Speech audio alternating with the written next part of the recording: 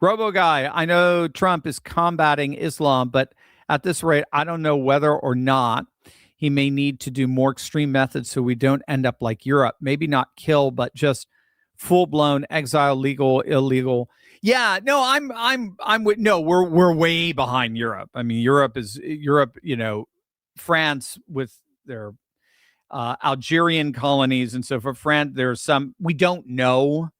There's no hard data here because you're not allowed to ask religious persuasion, as they call it, across the pond when you do a census. But it does appear to be upwards of about 10% of the population there. Here, it's just 2 or 3% at tops.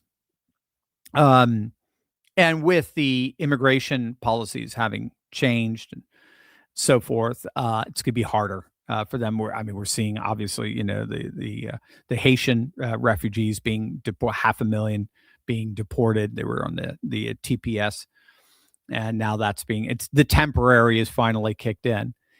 But it's third worldism that's the real concern. It's not even Islamists per se, because again, they're just a tiny, tiny minority. There's more Amish than there are Islamists.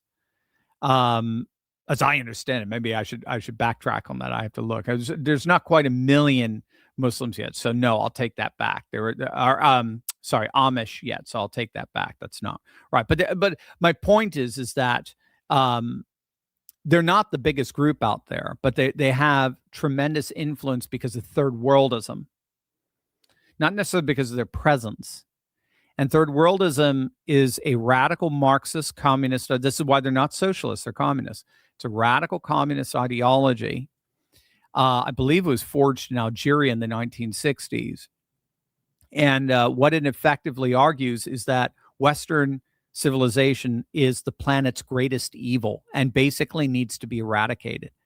And the mass numbers that are going to eradicate is the 1040 window, or better known as the third world. And the third world is symbolized. The third world struggle is symbolized by the Palestinians, but it could be symbolized by tenants in New York, and the oppressors are symbolized by the Israelis, who are outposts, as it were, for Western civilizations. They're proxies for Western civilizations, or it could be symbolized by landlords, greedy landlords, right? It could be symbolized by Israeli soldiers in Gaza, or by police, right? That's why they want to get rid of prisons. They want to defund the police, get rid of prisons, because prisons are effectively concentration camps for this third worldist ideology. And the religion that dominates the third world is Islam. So Islam gives a sanctity to this third worldism. And but of course, the irony, reality always bites back. The last religion on the planet that you want to champion as a liberator of colonialism is Islam. Right? I mean, Erdogan, the president of Turkey, his daughter was at some liberationist forum and said, it is time that we decolonize the world from Western powers. And the ratio that she got was insane. Okay, let's start with Hagia Sophia. Let's start with Constantinople. Right? I mean, if you want decolonization, Islam would basically have to go back to a little tiny section in the Middle East, because its whole expansion has been and nothing other than an era of colonization and takeover, as it were. So there you go. Rebel Squirrel, Dr. Turley, in your opinion, how much of what we're seeing with the rise of MAGA populism and that of the DSA is a product of generational change? Oh, a lot. Yeah, no, there's studies for that. That's a very, very good question, Rebel Squirrel. So there was an original thesis known as the cultural backlash thesis that said that all of the nationalist populist movements in the United States and Europe were sort of the last hurrah of a dying, boomer white male population, and that all the polls show that Zoomers, Gen Z, are wonderfully left-wing and woke and liberal, and therefore it's just a matter of time before our politics shift from this radical far-right nationalist populism of, Grandpa Joe, and we're now and then embracing more the dominance of left-wing wokeness. That didn't happen. It simply didn't happen. And what we found is a couple of things. One is the politics of a 19-year-old are not the politics of that same person when they're 29 or 39, for that matter. Politics change. We have studies that show you get 1% more right wing every year you age past the age of 24. So that's the fundamental flaw with that thesis. But the other one is it depended on studies that appeared to be deliberately skewed, because when it came to the actual polls that matter, that is elections, we found that voters under 30 were most likely to vote for Germany's AfD or France's National Rally or Spain's Vox Party or the Dutch Freedom Party in the Netherlands. We could go on and on, right? And then Trump, particularly in 2024, especially when it came to men, young men under 30. So now it's happening as well with Hasan Piker. He's sort of the anti-Charlie Kirk, the vampiric Charlie Kirk, right? Vampire. Dracula is the Antichrist. Christ is the son of light, as it were.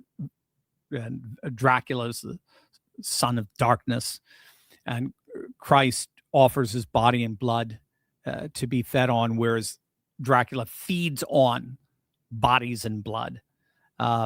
Christ offers a true resurrection, and Dracula offers the false resurrection, right? So that's in effect Hasan Piker. He is the anti-Charlie Kirk, and he's very popular among a young demographic that just have lost a lot of trust and confidence in our country's institutions. So Trump and the MAGA movement have been tapping into that delegitimation very effectively, but now the DSAs are tapping into it as well. And so what you have to be careful of is, because populism doesn't see things so much as left versus right, but people versus permanent political class. The reason why that is so serious is because they can flow back and forth between right and left. They can vote right populist and then they can vote left populist. Doesn't matter, because they're all on the same side. They're on the side of the people.